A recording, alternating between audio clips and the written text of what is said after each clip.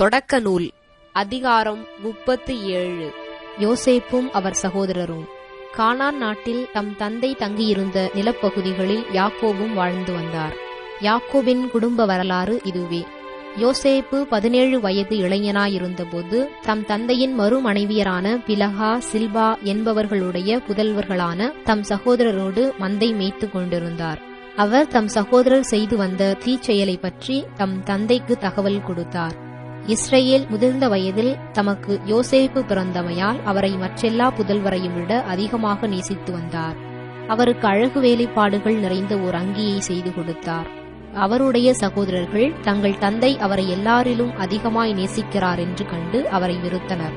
அவர்களால் அவரோடு பாசத்தோடு பேச இயலவில்லை. யோசேப்பு தாம் கண்ட ஒரு கனவை தம் சகோதரருக்கு தெரிவித்தார். இதனால் இவர்கள் அவரை மேலும் அதிகமாய் வெறுத்தனர். அவர் அவர்களை நோக்கி, நான் கண்ட இந்த கனவை கேளுங்கள். நாம் வயலில் அறுத்த அரிகளை கட்டும் பொழுது திடீரென எனது அரிக்கட்டு எழுந்து நிற்க உங்கள் அரிக்கட்டுகள் என் அரிக்கட்டைச் சுற்றி வணங்கின என்றார். அப்பொழுது அவர் சகோதரர் அவரை நோக்கி, நீ எங்கள் மீது உண்மையிலேயே ஆட்சி செலுத்தப் போகிறாயோ? நீ எங்கள் மீது உண்மையிலேயே அதிகாரம் செலுத்தப் போகிறாயோ என்று கேட்டனர். இவ்வித கனவுகளின் காரணமாகவும் அவருடைய தகவல்களின் காரணமாகவும் அவரை அவர்கள் இன்னும் அதிகமாய் வெறுத்தனர். மேலும் அவர் தாம் கண்ட வேறொரு கனவையும் தம் சகோதரர்களுக்கு விவரித்தார். நான் மீண்டும் ஒரு கனவு கண்டேன். அதில் கதிரவனும் நிலவும் 11 விண்மீன்களும் என்னை வணங்க கண்டேன் என்றார். இதை அவர் தம் தந்தைக்கும் சகோதரர்களுக்கும் விவரித்த போது அவர் தந்தை அவரை கண்டித்து, நீ கண்ட இந்த கனவின் பொருள் என்ன? நானும் உன் தாயும் உன் சகோதரர்களும் தரை மட்டும் தாழ்ந்து உன்னை வணங்க வேண்டுமா என்று கேட்டார். அதன் பொருட்டும் அவர் சகோதரர் அவர் மீது பொறாமை கொண்டனர். அவர் தந்தையோ இக்காரியத்தை தம் மனத்தில் கொண்டார். யோசேப்பு விற்கப்பட்டு எகிப்தை அடைதல். அப்படி இருக்கையில் அவர் சகோதரர் செக்கேமில் தம் தந்தையின் மந்தைகளை மேய்க்கச் சென்றனர். இஸ்ரவேல் யோசேப்பை நோக்கி, உன் சகோதரர்கள் செக்கேமில் ஆடு மேய்க்கிறார்கள் அல்லவா? அவர்களிடம் உன்னை அனுப்பப் போகிறேன் என்று கூற அவர், இதோ நான் தயார் என்றார். அவர் அவரிடம், நீ போய் உன் சகோதரர் மந்தைகள் நலமா என்று விசாரித்து வந்து எனக்கு தெரிவி என்று சொல்லி எபிரோன் பள்ளத்தாக்கிலிருந்து அவரை அனுப்பினார். அவரும் செக்கேமிற்கு வந்தார். அவர் புல்வெளியில் வழிதவறி அலைவதை ஒரு மனிதன் கண்டு, என்ன தேடுகிறாய் என்று அவரை கேட்டான்.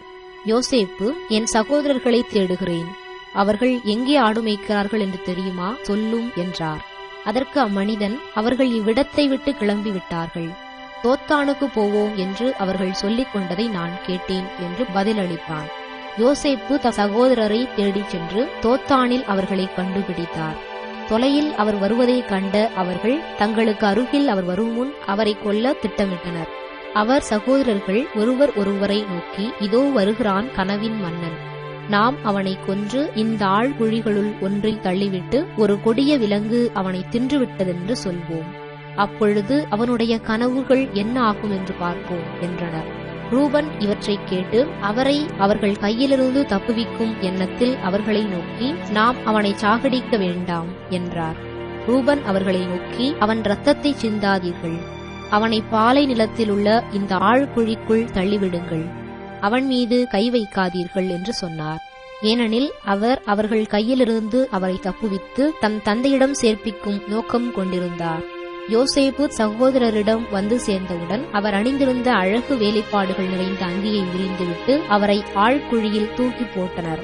அது தண்ணீர் இல்லாத வெறும் குழி. பின்பு அவர்கள் உணவு அருந்தும்படி அமர்ந்தனர். அப்பொழுது அவர்கள் கண்களை உயர்த்தி கிளையாதிலிருந்து வந்து கொண்டிருந்த இஸ்மயேலரின் வணிகக் குழுவை பார்த்தனர். நறுமண பொருள்களையும் தைல வகைகளையும் வெள்ளைப்போலத்தையும் அவர்கள் ஒட்டகங்களின் மேல் ஏற்றி எகிப்திற்கு சென்று கொண்டிருந்தனர். அப்பொழுது யூதா தம் சகோதரர்களை நோக்கி, நாம் நம் சகோதரனை கொன்று அவன் இரத்தத்தை மறைப்பதனால் நமக்கு என்ன பயன்? வாருங்கள், இஸ்மயேலருக்கு அவனை விற்று விடுவோம். அவன் மேல் நாம் கை வைக்க வேண்டாம்.